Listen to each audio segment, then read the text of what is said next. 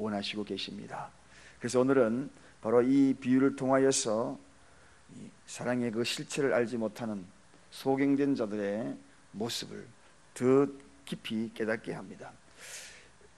소경이 소경을 인도하면 어떻게 될까요? 상상이 가십니까? 이 구절은 여태껏 우리가 묵상했던 앞의 내용과 무관한 그런 내용처럼 들리지만 사실이 그렇지 않습니다.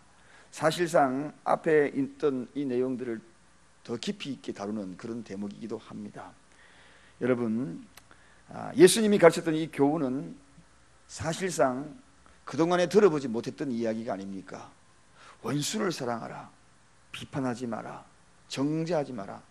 과거에는 그것이 당연한 것처럼 여겨졌던 그것을 통하여서 가르쳐 왔거든요. 바리새인들도 그걸 가르쳐 왔거든요.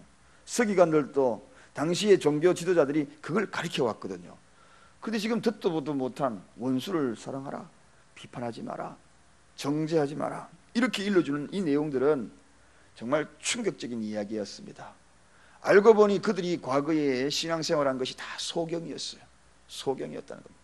소경되었으면서도 알지 못하는 그런 이스라엘 백성들을, 그리고 추종하던 모든 그런 이들을 이끌고 있었다는 것입니다.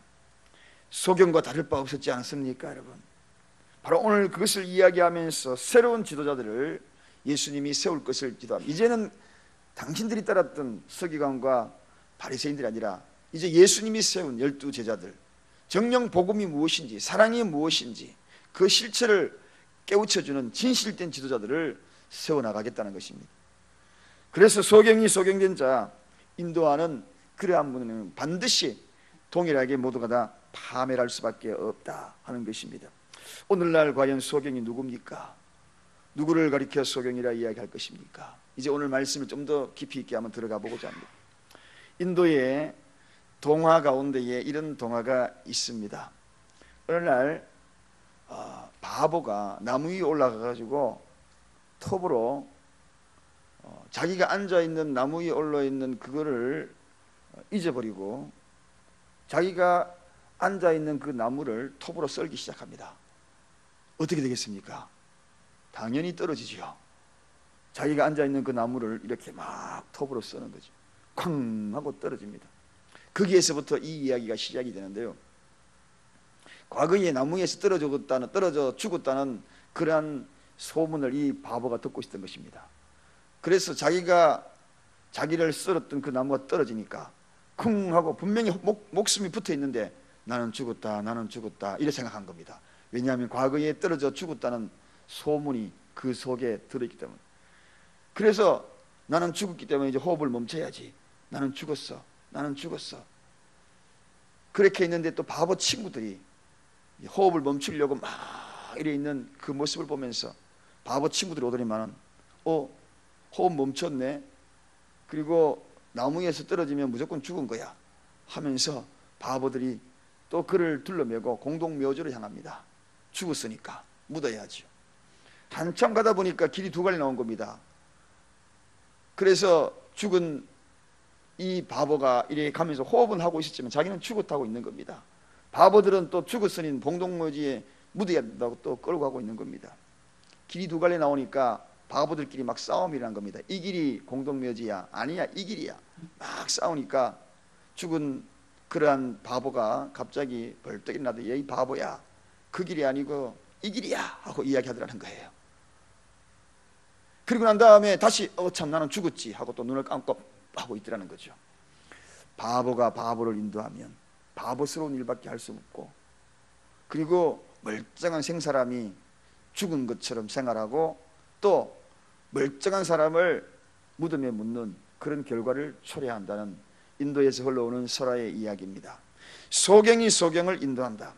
여러분, 오늘 이 보훈은, 이 본문 말씀 상상 부분에서는 바리새인을 깨우치는 질타의 그런 말씀으로 예수님이 일러주고 있지만, 오늘 이 말씀은 어쩌면 과거의 이 유대인들 속에서 흘러오는 이야기 중에 한 대목이었어요.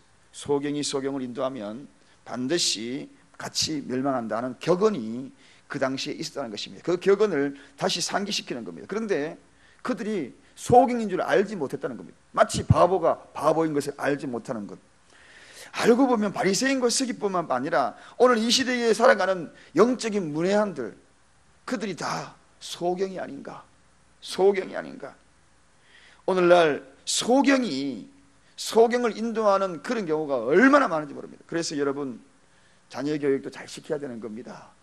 어떤 경우에는 이해가 되지 않는 그러한 부모의 말투 들어보면 저런 이야기를 어떻게 자녀에게 저렇게 할 수 있을까? 그럴 때 참 안타까울 때가 있어요. 지나가다가 그 말 딱 들으면은 왜 저런 말을 함부로 저렇게 자녀에게 할까? 소경을 인도하면 같이 파멸하는 겁니다. 그래서 우리가 말 한마디 쏟아놓을 때도 신중을 기하고, 그리고 내가 가리키고자 했던 그 가르침 속에 소경이 되어서는 안 되는 것입니다. 같이 파멸하게 만드는 거죠.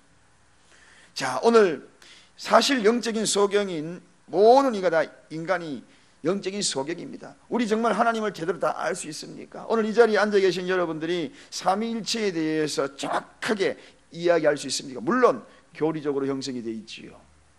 그런데 그 삼위일체의 독립된 인격을 가지고 절대적인 존재가 어떻게 하나의 절대적인 존재가 될 수 있는지, 이 비밀을 속 시원하게 풀 수 있는 자는 아무도 없습니다. 그것은 비밀로 남겨놓았기 때문입니다. 독립된 인격이 어떻게 하나의 일체를 이루는가, 너무나 신비로운 비밀입니다. 이거를 어떤 것도 설명을 완벽하게 할 수 있는 일은 아무도 없습니다. 삼위일체의 이 신비는 인간 지능으로서 풀 수 없도록 만들어 놓은 거예요. 즉 다시 말하면 하나님의 모든 것을 인간이 알 수가 없다는 것을 보여준 겁니다. 뿐만 아니라 인간의 지식으로 하나님의 절대 비밀을 완전하게 알리기를 거부했던 하나님의 마음이 그 속에 있다는 겁니다. 이 두 가지 양면성이 삼위일체의 비밀이에요. 우리가 인간이 갖고 있는 지식을 다 그분을 알 수 없다. 하나님을 100% 알 수 있는 사람은 아무도 없다. 또한 하나님이 가지고 있는 그 속성을 인간에게 다 알리기를 거부했다는 겁니다. 그래서 그분은 신인 것입니다. 그래서 그분은 하나님이셔요. 그러므로 우리는 하나님에 대해서 완벽하게 알지 못합니다.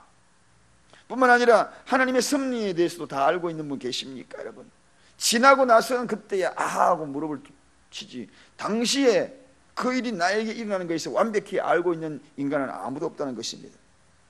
또 인간이 직면하고 있는 이런 여러 가지 환경과 상황을 완벽하게 알 수 있고 도덕적인 그런 섭리를 알 수 있는 존재들이 있습니까? 없다는 이야기입니다. 그러므로 이 세상에 추구하고 있는 이 사랑, 그리고 이 세상이 알고 있는 그런 모든 환경들, 그리고 내가 추구하고 있는 모든 것들, 하나님을 깨달아 알지 못하고 살아가는 모든 것들은 어쩌면은 영적인 소경의 삶이다. 그러므로 우리는 완벽하게 알고 있는 하나님을 따라갈 수밖에 없는 존재라는 것입니다. 하나님이 없는 그 발걸음은 모두가 다 소경의 발걸음이라는 것, 여기에 우리가 확실하게 의미를 부여할 수 있지 않겠습니까, 여러분? 인간이 걸어가는 것은 다 소경이에요. 내일도 모르잖아요. 소경 아닙니까? 그래서 하나님의 말씀을 의지하는 겁니다. 그래서 하나님의 말씀 따라가는 겁니다. 소경에서 소경을 인도하지 않기 위하여 그 말씀을 따라가는 거예요. 오늘 왜 이 자리에 나왔습니까? 우리는 소경이잖아요. 내일도 모르잖아요. 당장의 이 일이 다음에 모르잖아요. 그래서 말씀 붙들고, 말씀을 뭐라고 이야기합니까? 말씀은 내 발의 등불이요, 등불이요. 완벽하고 이 세상의 모든 것을 통달하시는 그분, 성령은 모든 것을 다 통달한다고 그랬거든요. 그래서 그분을 따라가는 이유가, 말씀을 따라가는 이유가 바로 여기에 있는 것입니다. 그래서 예수님은 그분이 곧 하나님이 뭐라고 그랬습니까? 대초에 말씀이 계시니라, 말씀이 계시니라. 그분이 곧 말씀이라는 것입니다. 그래서 말씀을 벗어난 모든 길은 소경일 수밖에 없다는 것입니다. 그래서 자녀를 바르게 양육하기 위하여서는 하나님의 말씀에 입각하게 양육해야지. 어떤 경우에는 공부 열심히 해 파멸로 가고 있는지도 모르는데, 영적인 그러한 영원한 멸망으로 가고 있는 길도 모르는데 공부만 오직 해라, 돈 열심히 벌어야 돼, 돈 열심히 해야 돼, 하늘의 보화를 쌓는 일은 전혀 하지 아니하고 세상적으로 그렇게만 모든 것을 강조하고 있고, 소경이 소경을 인도하면 둘 다 죽습니다. 파멸이라는 것입니다. 여러분, 그래서 오늘 이 시대에 소경이 소경을 인도할 수 있느냐, 둘이 다 구덩이에 빠지지 아니하겠느냐 하고 39절에 이렇게 이야기하고 있는 것입니다. 오늘 인간이 인도하는 모든 것은 위험이 있습니다. 해도 그 속에 독이 다 들어있습니다. 오늘날 보십시오. 위장과 변신이 얼마나 능한 시대입니까? 위장이 능한 시대입니다. 변신이 능한 시대입니다. 유능한 지도자라고 따라갔지만 그 속에 변신과 위장이 있었던 사이비 교주들이 얼마나 많습니까, 여러분? 오늘 이 시대에 다 보십시오.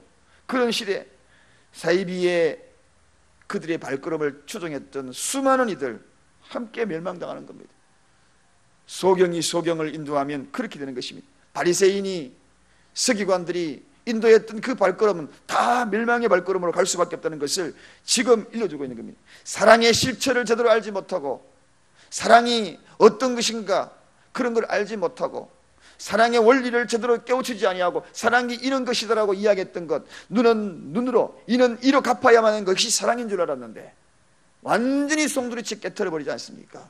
원수를 사랑해야 한다. 오른밤을 치더라도 왼밤을 돌려대는 것, 이 이야기는 무엇입니까?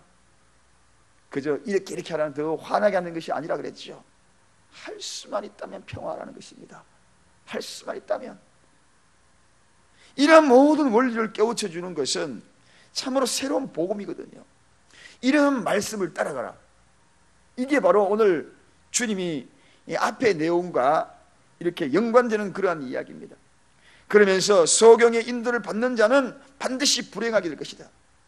사랑하는 여러분, 이미 선지자 예레미야를 통하여서 일러준 말씀이 있습니다. 종말론적 시대가 되면 사람들은 인기 전술, 사이비 지도자의 능력, 그런 것들에 혹하고 다 간다는 것입니다. 그러므로 여러분, 능력에 현혹되지 마시고 사랑에 현혹되시기를 주님의 축원드립니다. 마지막 말세가 되면 여러 가지 능력들이 다 나타나요. 귀신도 사이비도 각가지 일들이 막 나타날 겁니다. 거기에 현혹되지 말고 사랑에 현혹되십시오. 주의 사랑에, 말씀에 현혹되십시오. 교묘한 이론, 그리고 교묘한 사상, 이런 것들로 현혹시키고, 그래서 소경이 소경을 인도하게 될 것입니다. 예레미야 선지자가 예레미야 5장 30절에 기괴하고 놀라운 일이다, 이런 일들이 일어나는 것은 기괴하고 놀라운 일이다라고 이미 규정을 했습니다. 이 시대에는 기괴하고 놀라운 일들이 일어나는데 거기에 현혹되어서 따라가는 것, 그런 일들이 비일비재하게 일어날 것이라고, 마지막 말세 때에, 그리고 그 결과를 비참하게 될 것이라고 이야기하는 것입니다. 사랑하는 여러분, 오늘 우리에게 요구하는 하나님의 말씀은 정말 사랑을 알아야 한다는 것입니다. 궁극적으로 앞에 있는 내용과 다 동일하게 이어지는 것입니다. 정령 사랑이 무엇인지 그 사랑의 실체를 알아 사랑을 따라가는 저와 여러분이 되십시다. 주님을 따라가는 저와 여러분이 되십시다. 소경이 소경을 인도하는 것이 아니라 말씀을 따라 오늘도 발걸음을 옮기는 저와 여러분이 되시기를 간절히 축원드립니다. 기도하겠습니다.